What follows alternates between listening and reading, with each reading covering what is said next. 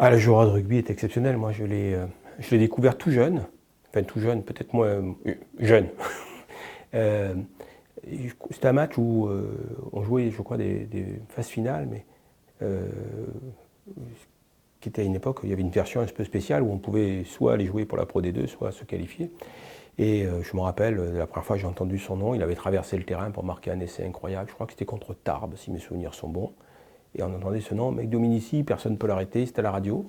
Donc il dit, c'est quoi ce phénomène et ensuite, c'est vrai que ça fait partie des rares joueurs, on a l'impression qu'ils pouvaient gagner un match tout seul. Dans le rugby, c'est compliqué. Au foot, on peut avoir des mecs qui gagnent un match tout seul, et lui, Christophe Dominici, il était capable à tout moment de faire l'action qui fait qui va changer le cours du match, quoi. Voilà, et puis un mec, moi, que j'ai connu, hein, j'ai eu la chance de le connaître, pas bien, mais je l'ai rencontré une vingtaine de fois. On a déjeuné ensemble, on a passé des moments, je l'ai reçu dans mon émission. C'était un cheval de course, Christophe Dominici, cheval de course de compétition, quoi. Voilà, c'était un compétiteur exceptionnel. Voilà, qui a été peut-être un peu, comment dire, sûrement énormément déçu par ce qui s'est passé dans le club de Béziers, parce qu'il avait vraiment envie de s'y envoyer, quoi. Il avait envie de faire des choses, de grandes choses. Je crois qu'il a été déçu que ça ne se fasse pas, ça c'est sûr, parce que c'était. Lui, quand il s'investissait, il ne faisait pas semblant, quoi. Il faisait pas semblant, il y allait à fond, quoi. Et encore, il accélérait. Voilà, c'était Christophe Dominici. Quand vous avez de l'argent, c'est plus simple, mais c'est pas la base de la vie, quoi. Voilà, ça simplifie les choses, mais il ne faut pas oublier d'où vous venez, et puis il faut pas oublier en résumé, en résumé, une famille, il faut toujours se rappeler d'où on vient, quoi. Alors, moi, j'ai toujours une base de calcul qui est le SMIC. Voilà. Et quoi qu'il se passe, ma base de référence, c'est le SMIC. Et quand à des époques, je n'ai jamais dépensé, et quand par exemple, je me payais une très belle bouteille de vin, je me disais, je viens de dépenser 2 SMIC. Voilà. Et je culpabilisais parce que mon père gagnait le SMIC, voilà, et que ça a toujours été une base de référence. Et après, il ne faut pas se prendre pour un autre. Voilà, je veux dire, quel que soit l'argent qu'on ait, on est juste sur un moyen pour s'amuser, mais les choses essentielles, on ne peut pas les acheter. Voilà. Les choses essentielles, on ne peut pas les acheter. Je veux dire, la vie éternelle, personne ne l'achète. C'est pas à vendre. La santé, on ne l'achète pas. Le bonheur, on ne l'achète pas. Je veux dire, l'argent achète le plaisir, pas le bonheur. Alors moi, j'ai mis de l'argent au RCT, mais il y en a qui en ont mis 10 fois plus que moi. Et ils n'ont pas eu les mêmes émotions. Les émotions, c'est à part, quoi. Ça ne se monnaie pas. C'est une magie. C'est d'abord de la sincérité, peut-être un peu de chance, du travail, de la pertinence. Mais on ne peut pas dire on achète et on va gagner, quoi. Allez voir un match de rugby, les règles ne sont pas très compliquées. On a l'impression qu'elles sont compliquées vues de l'extérieur. Et vous allez très vite apprécier parce que le rugby est un sport très intelligent. Et vous allez voir au bout d'un certain moment que ce n'est pas les 15 joueurs qui sont sur le terrain qui sont les plus importants par moment. C'est le cerveau des 2 entraîneurs. Et vous allez apprécier ça. Parce que vous allez voir une façon de jouer de l'un, une façon de jouer de l'autre, des stratégies, des plans de jeu mis en place, et vous allez vous régaler. Et là, vous allez aussi vous immiscer dans le truc en disant moi j'aurais fait ci, moi j'aurais fait ça. C'est un vrai sport dans lequel vous allez participer. Voilà. Et puis ça procure des émotions extraordinaires, le rugby, parce que c'est un sport où le score évolue. Et rien n'est jamais gagné. Voilà, rien n'est jamais gagné. Voilà, et ça peut aller très vite dans un sens comme dans l'autre. Donc c'est vraiment le sport où on n'est pas obligé, on ne peut pas rester sur ses acquis. Et en termes de symbolique, c'est un sport très fort aussi, parce que c'est le seul sport où pour gagner, il faut que tous soient différents. Au rugby, il faut des gros, il faut des grands, il faut des mecs qui courent vite, il faut des mecs qui posent le jeu. Et si on est tous pareils au rugby, on n'a aucune chance de gagner. C'est impossible. Et donc je trouve que c'est une belle image pour la société. Tel qu'il est conçu aujourd'hui, non. Je pense qu'il doit être réformé. Je trouve par exemple que, et moi j'ai toujours milité pour ça, que les joueurs formés dans un club ne doivent pas être inclus dans le salary cap. Et je veux qu'on donne au club une possibilité vertueuse de le détourner. Si demain un club a envie d'investir dans la formation de façon très forte, et que demain il a une équipe extraordinaire, il va être obligé de vendre ses joueurs. Et donc il va être. Alors pourquoi aujourd'hui j'aurais pas le droit d'avoir une équipe qui coûte 30 millions si 20 millions de cette équipe sont des gamins que j'ai pris à zéro et que j'ai amenés à très haut niveau et qui jouent en équipe de France? Il faut donner une méritocratie à la formation. Donc moi j'ai toujours milité pour que le salary cap ne concerne pas les joueurs. Sur les joueurs formés au club, c'est pas une question d'argent. Ils sont formés au club, on les prend jeunes, on les forme. C'est une question de compétence. Ça veut dire qu'on a des formateurs qui les ont amenés très haut. Comme ils sont très hauts, ils coûtent de l'argent, bien sûr. On doit avoir les choix de les vendre ou de les garder. Et c'est important pour l'identité d'un club aussi, parce que le rugby, il y a encore un côté identitaire très fort. Au rugby, il y a toujours des enfants du pays qui sont sur la pelouse. C'est ça qui me dérange dans le salary cap. Et la deuxième chose qui me dérange, c'est que c'est un peu piège. Parce que ça met des clubs, des fois, dans la difficulté. Parce qu'un club qui arrive, il se dit, le salary cap, c'est 12,3 millions. Donc à 12,3 millions, je suis champion de France. C'est le prix de la victoire, grosso modo. On a l'impression que c'est le prix de la victoire. Mais il se dit, puisque je suis champion de France, je vais me mettre en danger.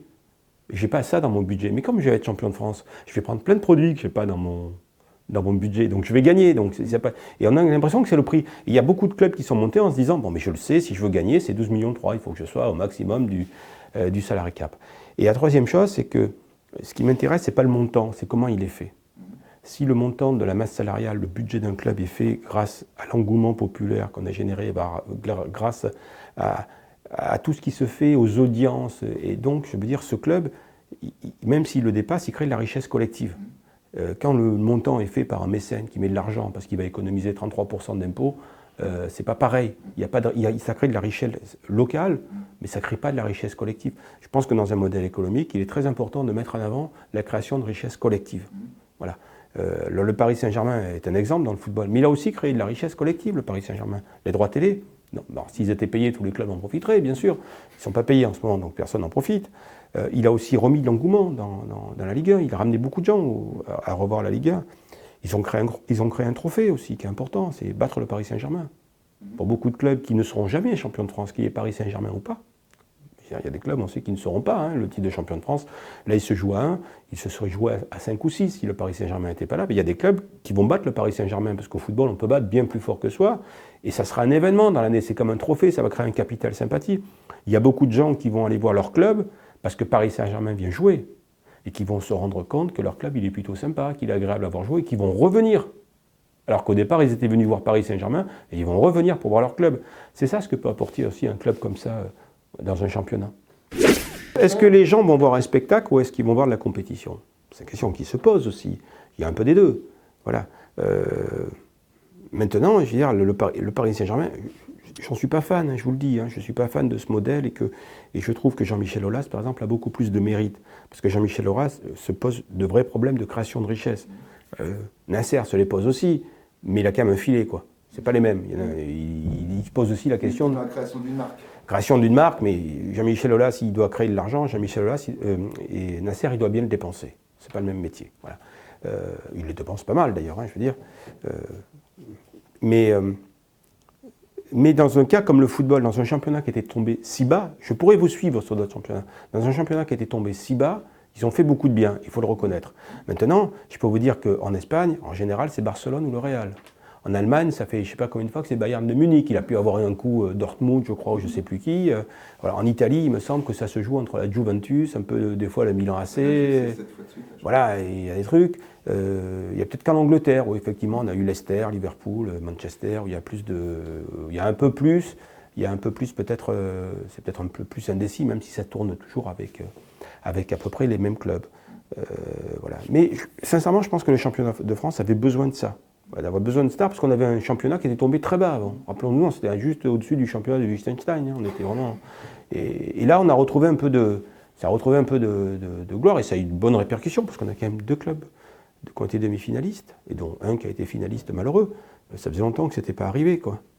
Ça faisait très longtemps que ce n'était pas arrivé.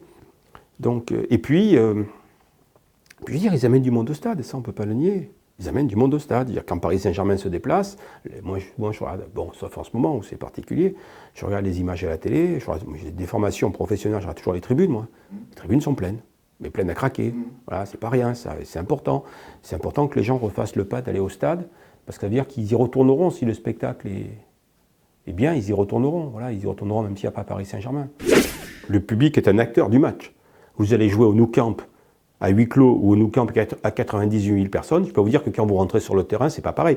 Je peux vous dire que quand vous jouez à l'extérieur, des fois dans des stades hostiles, parce que c'est leur ADN, on le sait, je veux dire, vous emmenez pas large. Quand vous avez 20 000 personnes qui vous le font sentir, qui sont là, et qu'aujourd'hui il va falloir les battre parce que ça va pousser très fort, ça a une influence. Là, ça a un peu faussé les huis clos. Ça peut pas durer comme ça le sport. Hein. C'est comme si on revenait au cinéma muet, quoi. C'est pas possible. Je veux dire, le sport, c'est du grand spectacle et le public est une partie intégrante de ce spectacle. Moi, j'adore le son du public. J'adore ça. Ça fait partie du. J'adore sur un match de rugby, quand il y a une action dangereuse pour l'équipe qui joue à domicile, voir comment ça pousse. Et quand il y a une interception, voir d'un seul coup un stade qui éclate. Ça fait partie de l'interception, le stade qui éclate. Et là, on l'a pas, ça. On l'a pas. Et le plus ridicule qu'on a, c'est ces bruits-là, ces sons qui nous ont enregistrés, qui sont en total décalage souvent avec les actions. On ne sait pas pourquoi le public s'enthousiasme alors qu'il ne se passe rien sur le terrain, il y a un arrêt de jeu. C'est très réducteur, c'est-à-dire qu'un ingé son finalement oui. Non, mais ça ne peut pas durer, c'est pas le même sport. Je veux dire, s'il n'y a pas le public c'est un acteur du match. Moi, je suis très attaché à ce qui nous rassemble et pas à ce qui nous divise. Voilà. Il y a pour moi aujourd'hui des gens qui s'occupent plus de ce qui nous sépare que de ce qui nous unit.